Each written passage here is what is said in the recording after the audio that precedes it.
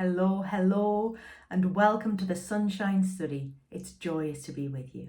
Thank you for being here. Thank you for being part of Life Joy. I hope today I will give you some perspectives that will enrich your closest relationships.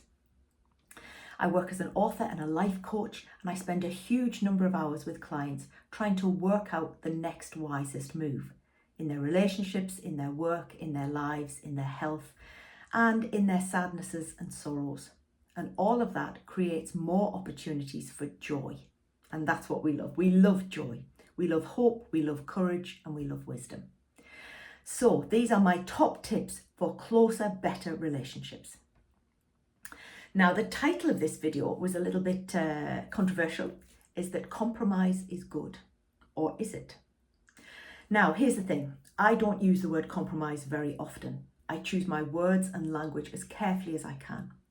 I like the word accommodation. That's nice, isn't it?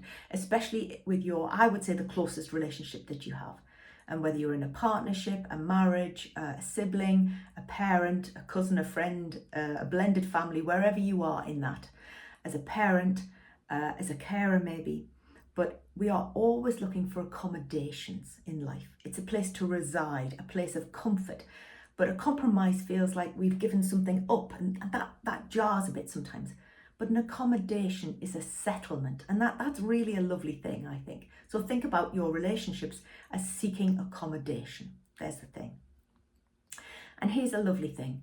Think about them as a win-win situation. Now, I have lots of people who can outrun their partner in certain areas, and their partner's better at certain things than they are.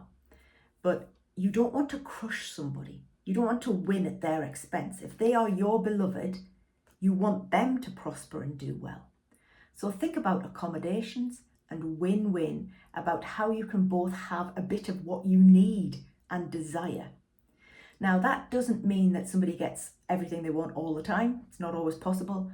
But can we do some kind of negotiation? Because a huge amount of life is negotiating, where, we'll do the thing we need to do first, then we'll do the thing I need next, or the other times, or we'll do that next week, or we'll manage both today somehow, or separate off and do it together later. But think about solving the external problem, that your partner or loved one is not the problem.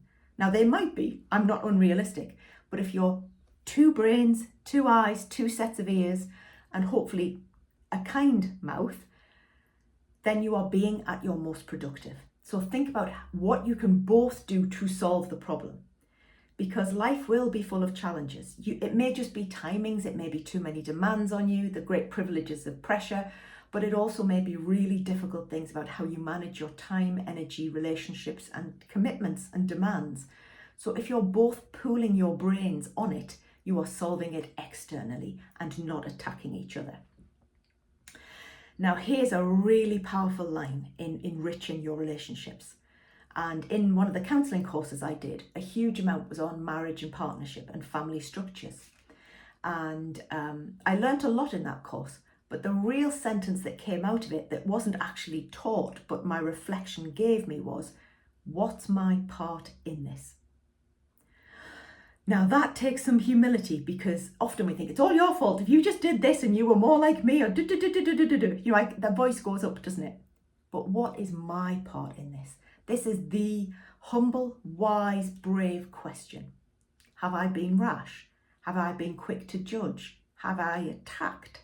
Have I retaliated? So if you can stand back and look at yourself and think, maybe I shouldn't have said that. Maybe last time I did this and it worked well. So if you set the tone of what's my part in this, you're suddenly not accusing, you're being insightful, looking inwards. Now, it may be that your part is only 10% and that the other part is 90%, but you're still responsible for that 10. It may be the other way around and you have to do a lot of quick apologising and deep and sincere. But think about the percentage of your part in it, always. That's a really powerful point. And where is the truth in their position? Remember that, because there will be some truth in it. They wouldn't hold the position if it weren't true to them and factual and empirical. So try and glean information rather than attack or retaliate. take time to respond. And it's really fine to say, I need to think about this. So you're not retaliating and being nasty, you're responding from a measured position. Then you're being accommodating. Then there's more likely chance of a win-win. It all compounds. Now here's a lovely line. And I haven't actually done couples work together. I've done huge amounts of marital and partnership work with just one client. But with that one client, it can have huge ramifications. So what is my part in it? And what am I missing? I love this so much. What's your perspective on this? What am I not getting here? And that's a really powerful position in seeking out your own corners, but also learning somebody else's position. And most people in any kind of debate or discussion, the core is, have you heard what I've said? Do you value me? Do you value my position? How do we do this together? And think about also mirroring back what that person has said. So you could say, so you think da da da, and that makes you feel da da da. And you then mirror it back to you. So that puts a bit of a pause in. As you can say, when this happens, whatever it is, I feel. So a very simple one is, when you're very late and you don't call me, I get worried you're in an accident. That isn't your thoughtless, you never think of me. It's just, I'm worried. So if you start with, I feel, that's a very, very powerful relationship builder. Because how you manage your challenges and conflicts is often the greatest foundation of how you manage and prepare the ground for more joy. Now, here's a really powerful bit of relationship help is, what is the pattern here? Because it's very likely that there will be patterns that will be repeated. What can we learn from them? Goodness me.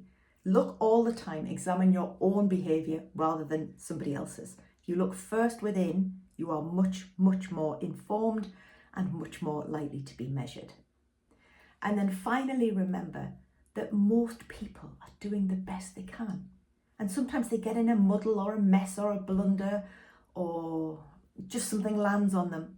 And if they are your most important person in the world, they need your care. They don't need your condemnation.